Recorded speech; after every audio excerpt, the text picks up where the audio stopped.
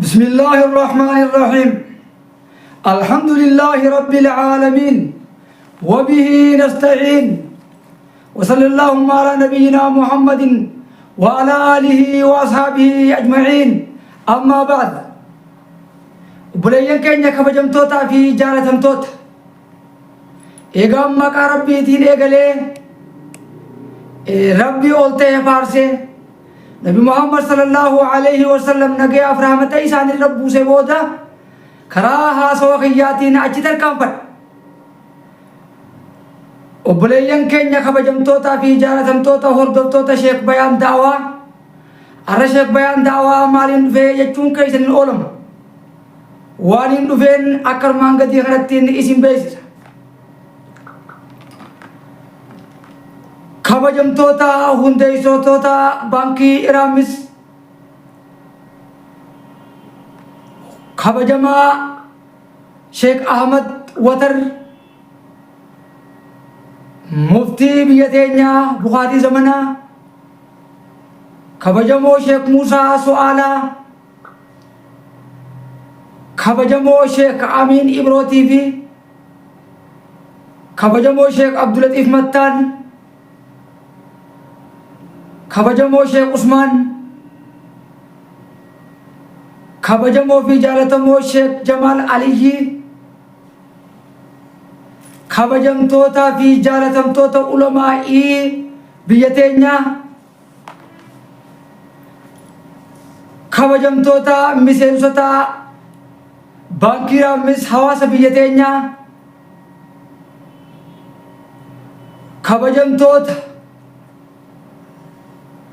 warreen mootummaa biyya teenyaa naannoo Hararii walumaa galatti kaniin maqaa beekuu fi kaniin hin beekne kabajamtootaa fi jaalatamtoota warreen baankii Iraamis walitti baankii Iraamis utubuudhaaf jecha galma Hararitti argamtan hundi keessanuu assalaamu alaykum wa rahmatullaahi wa barakaatu. Hedduu waan nu gammachiiftaniif warri baankii Iraamis arraantana baankii irratti baankii eebbisuuf jecha naannoo Hararii galma istiidiyoo Imaamu Ahmaditti namoota hedduu san afeeree nama hedduun sun warra bakka achi dhufe hundaa fi kaachiin dhufeen hundaa galatoonfachuun barbaada. Laakiin miseensota baankii Iraamis warra ta'ee fi warri hin ta'inis akka buuka irraa muratee baankii teenya tana idil addunyaatti tarkaanfachiisuuf warreen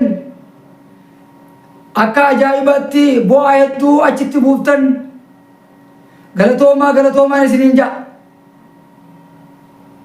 Sooressa yaadataa Junaaydiitii fi akkasuma sooreyyii biyya teenyaa kan abbootii qabeenyaa hawaasni biyya teenyaa kan naannoo hundarraa walitti qabamtanii dirree san keessatti baankii Iraamis boonsitanii akka baankii Iraamis idil addunyaatti ol fuudhamtu ni goona jettanii qabdan hundi keessanuu galatoomaa galataatu isiniif mala. Baankii Islaamaa tanii kadhaadhaan Rabbiirraa harkanne san akka ajaa'ibaatti utubtanii baankii biraa keessaa yoo maallaqa qabaannillee gara baankii tanaatti deebifna.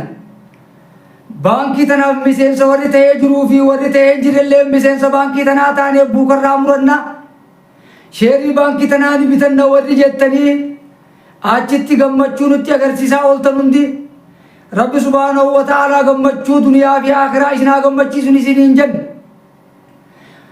Baankii Iraamis baankii teenya waan ofii abbaa jabeeffata jenna. Waan keenyaa fi waan kiyyaanuu waladda. Teenyaan mana duuba gorteeti tiyyaan kara manaa ol gortee jechuun takka hin jirtu. Tiyyaa fi teenyaan wadda. Namuu karaa isin laalchiftuun baankiin tun baankii tiyya jettanii warreen baankii tana ni guddifna jettanii ka xiqqaa fi guddaa ka dhiiraa dhalaa ka sheekaa fi darasaa bakka sanatti walitti qabamtan hundi keessanuu galatooma. Namni waan fi akkitti guddisu kana hedduu akka baankii galtee raammistan heddummeeystanii dameelee isii bakka hedduu keessatti warri baankii raammis kun banuuf hamilee baankii sanatti hortaniiti jirtan. Kanaafuu bakka teessuma gartee galma Imaamu Ahmad sanitti taa'e milkii guddaadhaan irraa galtaniiti jirtanii rabbi duniyaa fi akhiraa keessan isin haa milkeessu. Ha qabeenya qabus qabeenya keessan keessa barakaa rabbi isiniif haa kaayu. Ha qabnellee rabbi subhaanahu wa ta'aalaa bakka riskiin teessan jirtu daddafee isinii haa fidu. Riskii teessan tan diiniin dalaydan ta baankii raamisiin guddiftan ta miskiinaan hajjii geessitan tanii madrasaadhaan bakka hedduutti bantan kam masgiidaan bakka hunda ijaartan rabbi subhaanahu wa ta'aalaa riskii akkasii isinii haa heddummeessu. Obboleeyyan keenya kabajamoo keessaa'uu sheekotiin teenya ta'in maqaa dhahee fi ta'in maqaan dhahin silaa bakkuma takkattiin galatoonfachuu qaba jechuudha.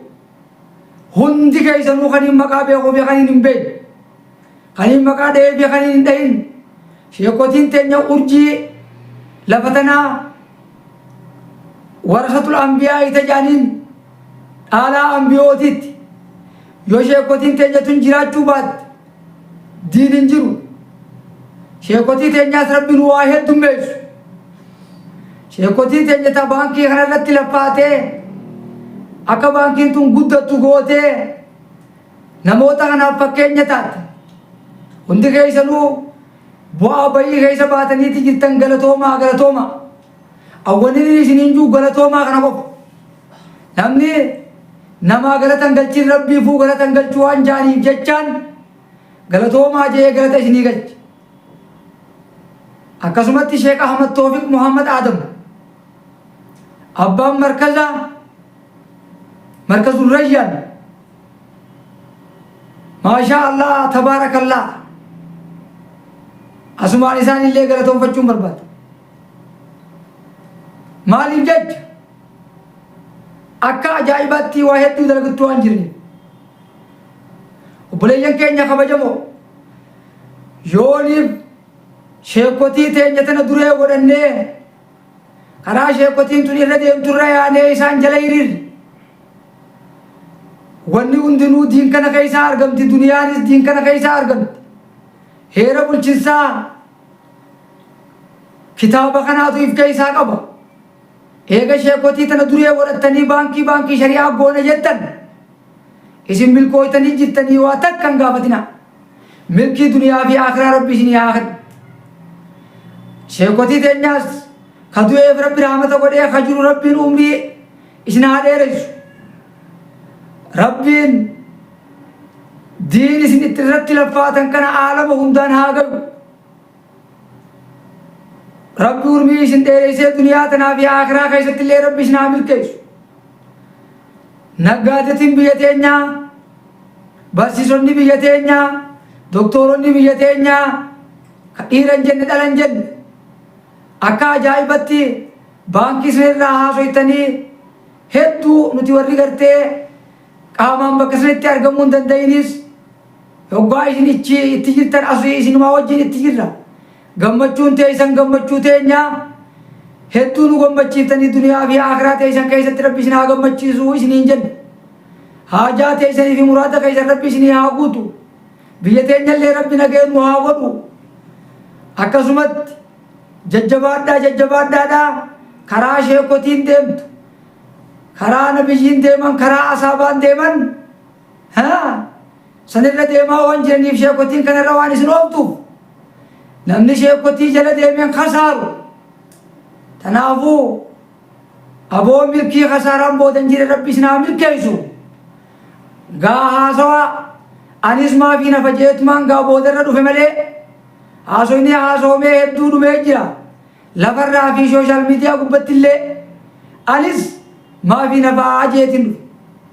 Rabbiin waan isin yaaddan yaada keessan hunda galmaan rabbi isinii haa gayu. Warri baankii raammis guddisuu yaaddan rabbi isin haa guddisu. Eessatti duniyaa teessan keessattii fi diin keessan keessattii fi akhiraa teessan keessatti illee rabbi isin guddina isinii haa qabu. Ibiddarraa najaa isin baasee jannatul firdoosi والله نبي محمد ربي سنا قبسيسو ربنا تقبل منا انك انت السميع العليم وتب علينا إنك أنت التواب الرحيم واهدنا ووفقنا إلى الحق وإلى طريق مستقيم اللهم صل على محمد وآل محمد كما صليت على إبراهيم وآل إبراهيم وبارك على محمد وآل محمد كما باركت على إبراهيم وآل إبراهيم إنك حميد مجيد السلام عليك أيها النبي ورحمة الله وبركاته السلام علينا وعلى عباد الله الصالحين سبحان ربك رب العزة عما يصفون وسلام على المرسلين والحمد لله رب العالمين